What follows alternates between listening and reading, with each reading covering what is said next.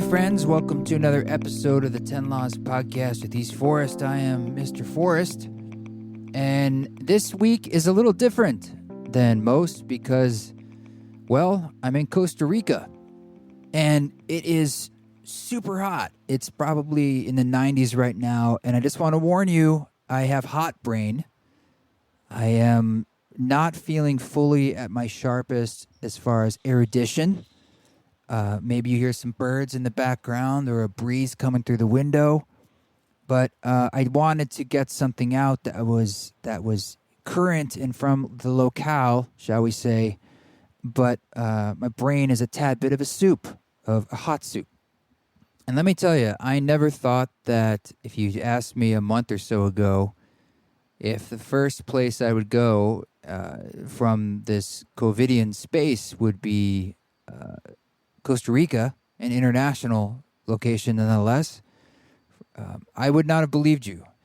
And so I'm here with Rada because I'm doing a benefit concert for Justin Wren's Fight for the Forgotten. And that concert will be on Monday the 5th. So when you hear this, it will have already happened. I'll let you know how that went next week. But I thought it might be, it's just anytime you go to a different place on this planet, we're always in the same place in one way, but it also changes things for you, your perspectives. And it can be fun just not to be sitting in the studio in Boise or Utah or wherever and just give you guys a little bit different perspective. So this week, it's just going to be a solo cast with myself. And I had something I did want to talk about. But first, I just wanted to let you know, thanks to everyone who subscribes and leaves reviews. And thank you to all of our East Forest Council members on Patreon. It's a wonderful way to support this podcast. We do all sorts of things over there. I release Solocasts and Radha Krishna podcasts and extras from the podcast, as well as unreleased music and some live streams. And we do a monthly Zoom council on there too, depending on which tier, shall we say, of the East Forest Council you'd like to be on. But I'm so thankful to all of you guys who've been signing up. So if you'd like to check it out, please do. Patreon.com/EastForest. One other piece of business is, I think, because we're talking about it today, it's looking like, this is nuts, the Salt Lake City show, May 1st, has to be moved again / canceled. It is crushing to do this. The county has taken over the venue again. This time for a mass vaccination site. So we were forced to not have that date anymore, and we've been scrambling to find another venue, and right now we're not finding one. And so right now we're probably planning on having to refund money, which is so sad because we've been working so hard to get this thing together, and I've been planning a lot, and Adam's been planning a lot. And then Adam got sick. It's been rough. So more soon on that. A thank you to everyone who's been a ticket holder and for being so understanding. And at eastforest.org/tour, we can tell you more about everything going on. And again, I apologize, and I really look forward to being able to get out there and see you soon in more events in the U.S., and hopefully we'll be able to do that. I have a new remix I did with Trevor Hall. I did 2 of them for him, but the first one came out. It's the Monsoon Cloud remix, and it's wherever you listen to music, although it got tagged incorrectly, so I'm not really tagged on it except currently on Spotify. Hopefully that'll be fixed by the time you hear this, but if you can't find it, that's why. It's just under Trevor Hall's name, but hopefully soon it'll be under both our names.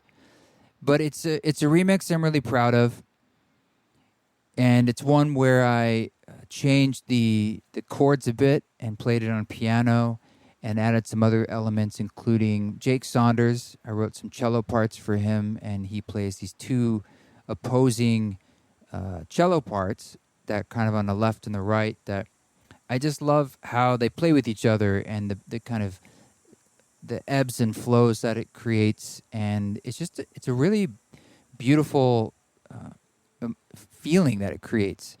And I really wanted to focus on Trevor's vocals because I think he's got a great voice And a lot of stuff that I got in the stems was kind of doubled up and so forth. And so I just kind of made it more about one vocal. So everything just circles and supports and centers around that one vocal. So you can listen to Monsoon Cloud East Forest remix where you like. And also on the 9th, I have my own music of just mine, so to speak. An East Forest album, it's called Possible, is starting to release starting on April 9th with the title track Possible. And that also has some strings and from the 208 ensemble that I think Jake played in that as well. And some piano and some vocals. And so that's something like every couple weeks I'll just keep releasing more music so I can get back into that flow and we can get back into a conversation of music together. And I'm just really excited about that. So here we are in Costa Rica, and I read this article by Nils Frahm, who, if you don't know, you probably know that he's a contemporary instrumental composer, plays a lot of piano. He's German. He's amazing. And he had this comment that caught my eye that he thought the streaming services and their algorithms are making people write boring music. And before I even read it, I was like, I could guess what I think he means by that. And how do I feel that? I'm like, well, on some level I agree. And on some level, I feel the opposite. And here's what I think. Why would it make us write boring music? Well, he thinks because, like, if a song, people kind of put stuff on in the background, and the algorithm is trying to see if you like it or if you skip it. So, and if the music is taking a lot of risks, or maybe it gets really big and then it gets smaller, it sort of kicks you out of your groove, so to speak, that you're going to hit skip, and then the algorithm essentially will forget it, and it just goes into the void of the internet, of nothingness, the abyss. It gets eaten alive by the algorithm. Okay, that could be true. And I agree. And in some ways, like when I was releasing my guided meditations, like the Still album and Meditation for Chaotic Times, that was actually my primary concern. I wanted to put it on a platform where you guys could access it, because they're currently, a lot of them are on the podcast, but I thought it'd be good to put them on the DSPs. But I didn't want you guys to be listening to music, and then all of a sudden meditation comes on, and people are like, oh my God, what is this? I was grooving to some tunes. Yes, that was actually a fear. So I can understand that. And then it sort of gets eaten by the algorithm, as it were.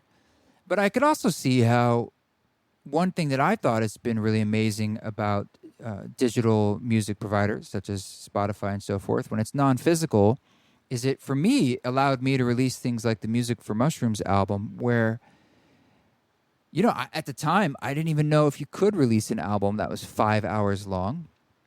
But I basically tried it, and it worked. And I thought, well, this is pretty cool, because this is definitely not something I would have done in vinyl land or CD land, because it doesn't fit on a disc, and you can't have that same listening experience.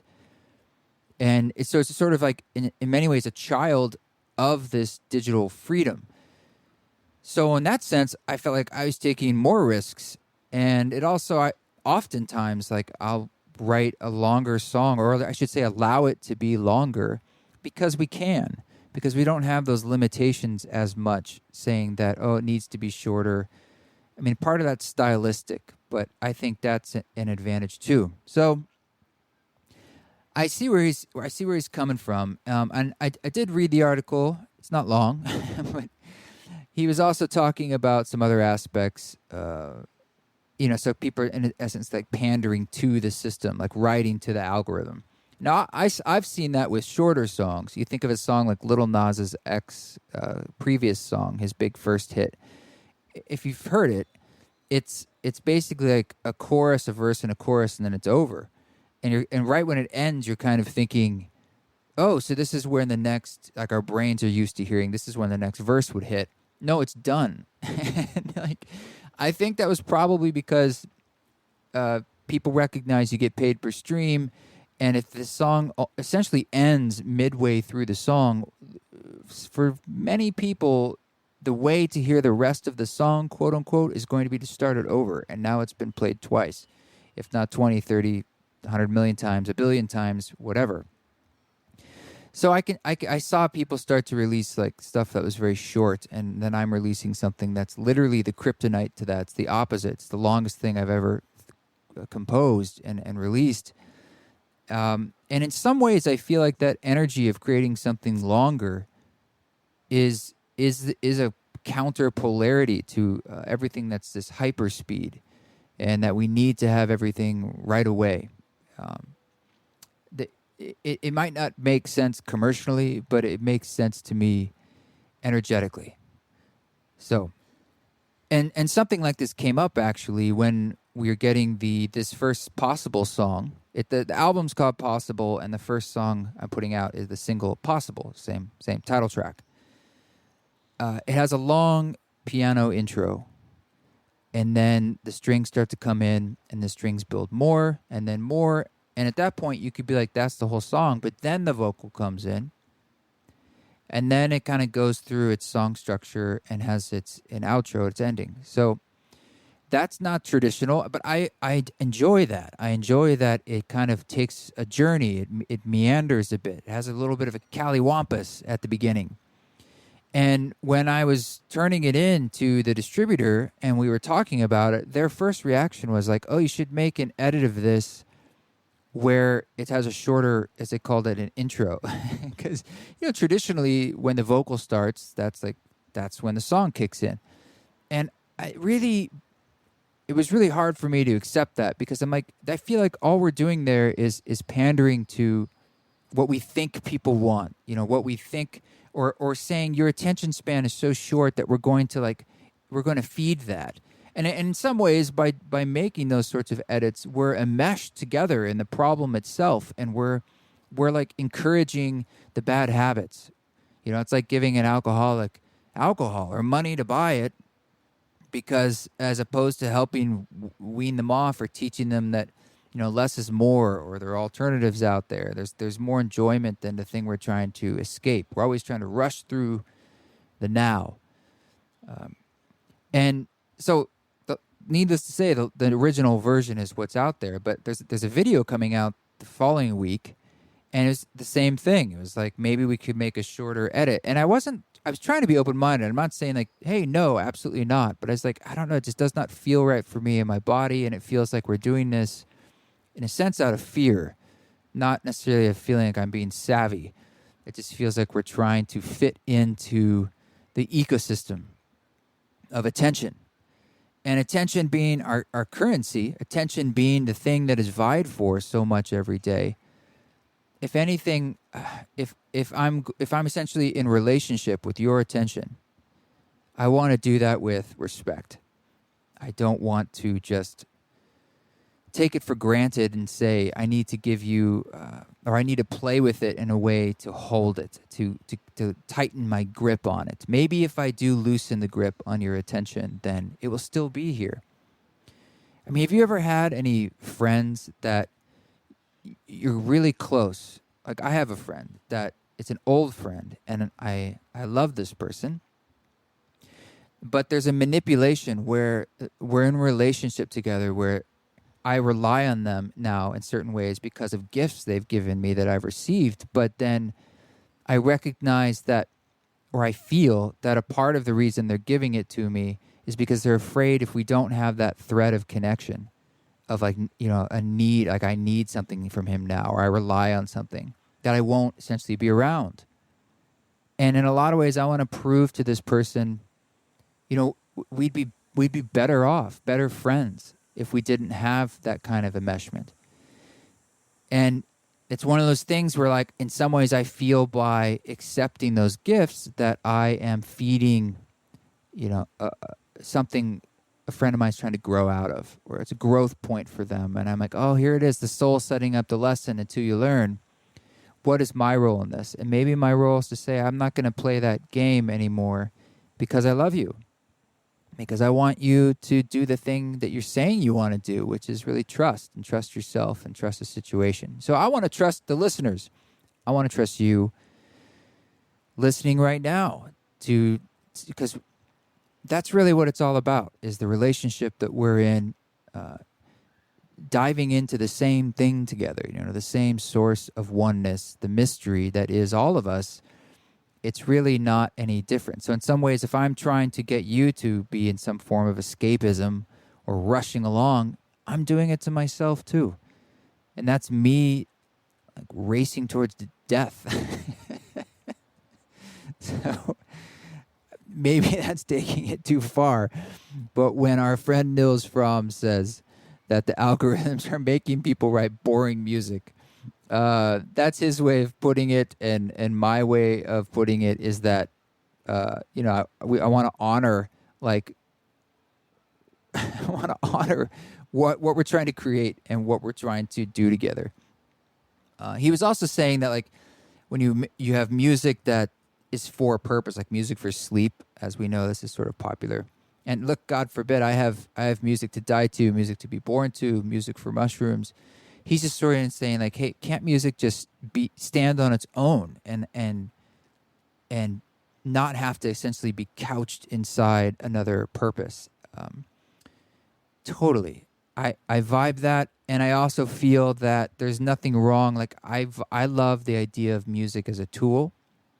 And at the same time, I feel a deep desire for the work that I put out in the world to be enjoyed for what it really is, on the most obvious level, just music. Like, I'm enjoying the music. I don't have to think about it. I don't have to analyze it. I get an emotional response, which is what's so amazing about music. It doesn't matter. I've said this before. If you have a PhD in any kind of music theory, or if you're someone who doesn't play any instruments or knows how to play any kind of music, or even how music is made, both of those two people can have the same sort of emotional response to a piece of music, because it's just baked into who we are as human beings, which is so amazing. So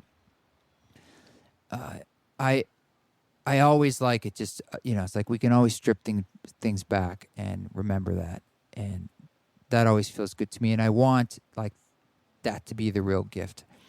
And I do enjoy very much, as you guys know, what it means to have music as a tool, and how we can play around with that and do just that. It's like, a hammer, you can hit someone over the head, or you can build a house. It's just sort of what your intention is and how you use that tool. And I think that music is just such amazingly complex, incredible thing that exists for us. We space certain things out to create intervals and essentially rhythm. And then we take all these ratios of different tones and create chords and harmonies and melodies, and you put it all together. Even with, essentially, on a piano, 12 notes in an octave, and then we use just those 12 notes to really make every song that's ever been written. That's bananas. That's super bananas. It's bananas that there's a song that Gwen Stefani spells out bananas, and then that's like a huge hit. The whole thing is like it's the mystery screaming in your face, but singing us awake at the same time. And that's why I love music. And then it just becomes playful to say, how can I use this? Maybe I could, put myself to sleep with it. Sure. But maybe I could guide myself on a journey. What role does the music play inside that journey as a form of technology to lift me up, to carry me over, to carry me through, to open up dimensions of my heart and my mind? And I would contest that any of us who have worked with music in the ceremonial mind manifesting state, you've had firsthand experience in how strong and powerful, like, it's as if you're inside the music and the music becomes the world that you're in. And when you feel that, you're really recognizing the power of the music. And then, if anything, for me, it gives a lot of respect and intention to say, okay, hold up. What music do we want to be playing here, probably next time? Because in that state, you're not able to cognitively think that way. But discursively, you do want to think, what would I want to do? How would I want to enter this space? Because this is a really powerful mechanism. And so for me, I would respectfully I guess, diverge and maybe disagree a bit with my dear friend Nils that music can be a tool, and that's not necessarily a bad thing. But here we are in a space where the DSPs, let's just, Spotify, Apple, all of them, YouTube is considered one of them for sure. It's actually one of the biggest in the world, if not the biggest, depending on how you measure it, of a streaming platform for music. And this is where we're at. And so I've not been someone who's hated or thought of the DSPs as the enemy, as you often see if any of you pay at all any attention to like music journal press, or I should say like articles about the music industry. A lot of times, a lot of these deals that are made and have been made in the music biz are terribly not artist friendly. And I, being an independent artist, it was only recently that I started being approached about certain deals like this. And I think I spoke about this in another somewhere episode or something, but perhaps this is a good point. I could get into it deeper, but last year I was approached by a major label just out of the blue, and they essentially wanted to do a record deal. And truth be told, if this had come 10, 15 years ago, especially before I was doing East Forest, like when I was just in my 20s doing music in New York City in a band, this would have been like the dream, or at least on, in theory. But now, you actually look at the deal and you think about what it would be like, and you recognize like how long it's taking just to go back and forth and communicate about things, and how there's all these cooks in the kitchen now, and you're like, yeah, but there's shareholders as part of this corporation, and it's like some of the biggest players in the field, and there's a lot of lawyers, and I'm just like, and most importantly, they a lot of, not getting into the specifics of this deal, but typically on a major label, the artist might make 12% to maybe 18%, somewhere in there, and the label gets everything else. That's just for the streaming. They also typically would get ownership, meaning they actually own your songs and they can essentially do what they want with them. They may or may not have publishing rights, but these days they're trying to take a piece of everything else. They call it a 360 deal. So it sounds crazy, right? Because it is. They want a piece of your like merchandise that you sell, and even touring, and nowadays even like live streaming. I'm just like, man, it's hard enough. And it's like, so no wonder if someone were on one of these deals, it would be very difficult after an advance that you're given, if you're given an advance, to really make any meaningful money from streaming. You'd have to get out there on the road a lot. And that was sort of a typical model. I have some friends on those sort of deals, and it's tough. I mean, it comes, I suppose, with some advantages and resources, but it's a heavy system to be a part of. And so for me, it didn't make sense, certainly at that time. And so I passed on that, which was a weird feeling. It's a weird feeling because it was just something that I knew was like a almost childhood dream that now it was like the fog had lifted, and you're like, well, it just doesn't seem like this would make sense right now. And incidentally, just a little bit later, another sort of situation came through that was like the polar opposite that I want to be talking about soon, and it's with Cash App, the peer-to-peer payment system. And they wanted to support my music, or Garrett, who's there, and do it in a completely artist-friendly way, like everything being the opposite. Like, we want you to own stuff, we want to help you, we want to. It's incredible, and that sort of model, I would love to see more of that here for everybody, because it kind of makes sense. It's like the artist is making the work, we want to help you do it, but we don't. Why should we take it away from you? And we want to empower you to do stuff with it, not just like be a corporation that's making, think about it, 80-some% of the money always. So back in the old days, like you had a band like, or like when Metallica was selling CDs, or any band that was popular and selling a lot of those physical units. Back in the day, Yeah, let's say they were only making a couple percentage points on that, but that actually turned into a lot of money for them. So perhaps they were like, I'm making a lot of money.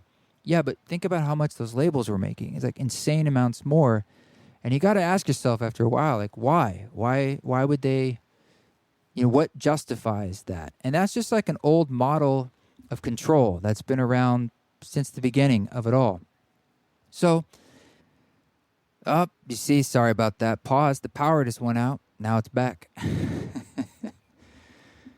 We're on the beach in near the beach in Nosara, Costa Rica, on the west coast, and it is very hot.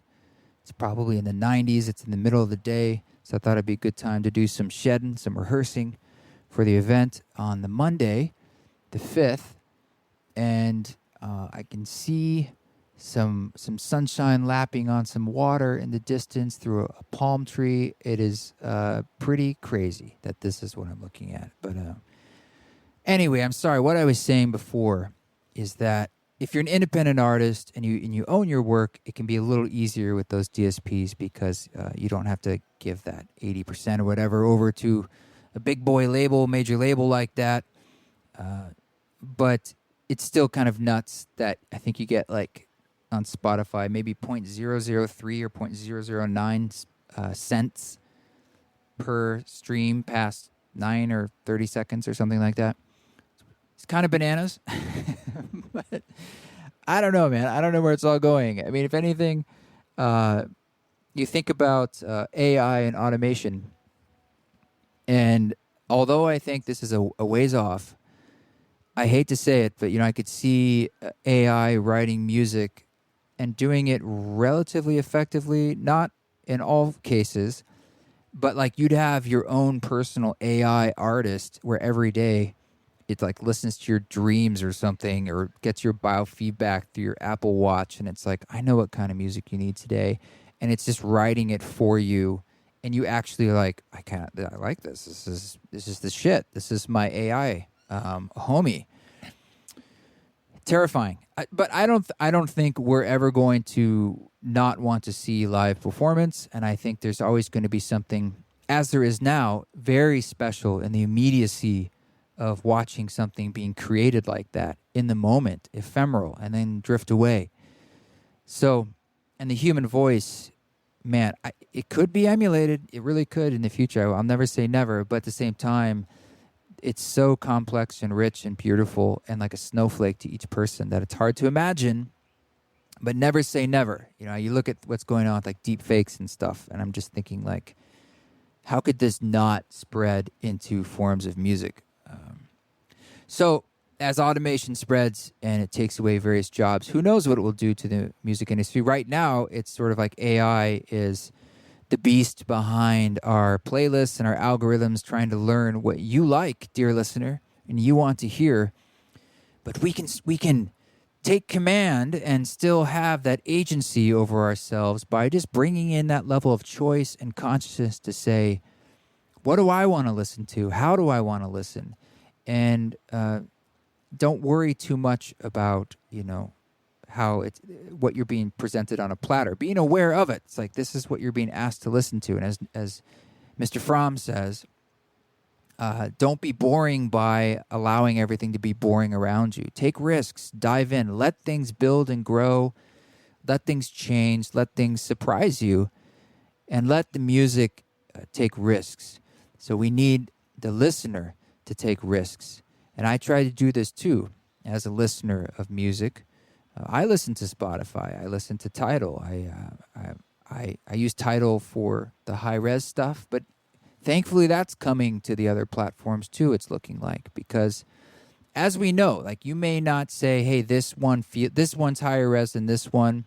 Maybe you don't feel like you have enough of a trained ear for that. Or even if your system is not quite great that you listen to music on, your body knows. Like it translates to how long it takes for you to have ear fatigue, and these things matter. And we're getting a richer experience overall of immersing ourselves into music. And when you think about things like 360 music or 3D music, you're starting to see these methods even off the shelf to do this kind of mixing. it'll be interesting to see where that takes us. And that's something I've wanted to play with for years, but there haven't been any off-the-shelf ways to really mix it until recently. And then you're going to need systems to listen to it on, but it's getting more and more accessible. It's not like weird. I just saw a speaker system that's like one standalone unit, I think from Sony, and you can mix for that method, and I'd like to try it out. But anyway, friends, I just wanted to say hi from here on the Costa Rican shore and speak my gratitude to everyone out there, all of us who are still walking through this time into a spring, into a new year, trying to figure out what this year is going to bring. And if anything, when I see other places on this planet, especially the ocean, it's so humbling just to recognize what we're a part of. This greater system, these waves. I'm looking at waves, and it's just reminding me how we're always in a wave, surfing a wave, falling off in a wave, looking for the next wave, but there's always more waves. We can't change that. We can't always change when there's storms and if there's big ones or little ones, or if it's placid, or if it's blustery, or if there's a surge. But we can ride them. We're built to ride them, and we get practice over time. So I think when we hit some really big waves like this one that we've been cruising through, if anything, it's teaching us how to be big wave surfers, my friends. The soul sets up the lesson until we learn. All choices are valid, as my friend Court would say, and everyone graduates. So on that note, take it easy as much as you can, and just keep surfing. And know that you'll fall, know that you can get up. And in that sense, we just keep walking our walk. And I ask that you try not to take any shit. But if you do, friends, you know what to do. Do it with grace. Always disallow foolishness and always rest whenever you can.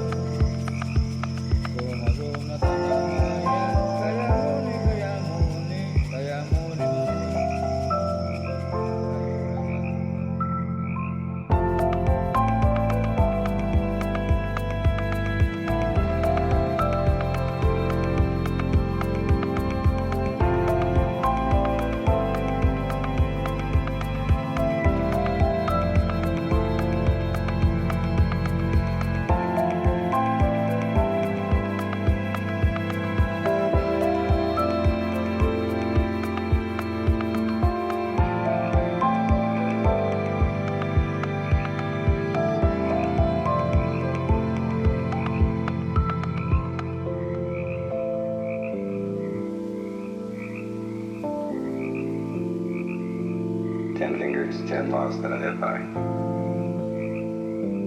Like a little song that keeps me on track.